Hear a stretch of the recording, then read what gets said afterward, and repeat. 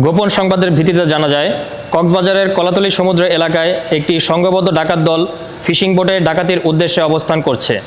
প্রাপ্ত তথ্যের ভিত্তিতে গত 9 জানুয়ারি 2026 তারিখ শুক্রবার রাত 11টায় সমুদ্রে টহলরত কোস্টগার্ড জাহাজ সবুজ বাংলা কর্তৃক উক্ত এলাকায় একটি বিশেষ অভিযান পরিচালনা করা হয়।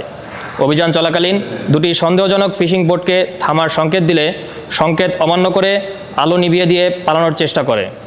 এ সময় কোস্টগার্ড জাহাজ কর্তৃক বোট দুটিকে ধাওয়া করলে একটি বোট গতি বাড়িয়ে পালিয়ে যায় এবং অন্য একটি বোট হতে কোস্টগার্ড সদস্যদের দিকে গুলি ছুড়ে। এ সময় কোস্টগার্ড সদস্যরা আত্মরক্ষার্থে পাল্টা গুলি চালালে ডাকাত দলের সদস্য মোহাম্মদ আনিস গুলিবিদ্ধ হয়। পরবর্তীতে কোস্টগার্ডের আভিযানিক দল ঘণ্টাব্যাপী বোটটিকে ধাওয়া করে আটক করতে সক্ষম হয়। আটককৃত বোটটিতে তল্লাশি চালিয়ে একটি দেশীয় আগ্নেয়াস্ত্র, 2 রাউন্ড তাজা কার্তুজ, 11টি দেশীয় অস্ত্রসহ 19 জন ডাকাত সদস্যকে আটক করা হয়। এ সময় আহত ডাকাত দলের সদস্যকে জীবিত উদ্ধার করে চিকিৎসা প্রদানের জন্য কক্সবাজার সদর হাসপাতালে প্রেরণ করা হয়। পরবর্তীতে 10 জানুয়ারি 2026 তারিখ শনিবার চিকিৎসাধীন অবস্থায় মধ্যরাত 2টা 5 মিনিটে কর্তব্যরত চিকিৎসক গুলিবিদ্ধ ডাকাত সদস্যকে মৃত ঘোষণা করে।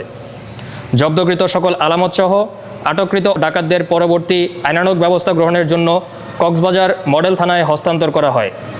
বাংলাদেশ কোস্টগার্ড ভবিষ্যতেও এ ধরনের অভিযান অব্যাহত রাখবে।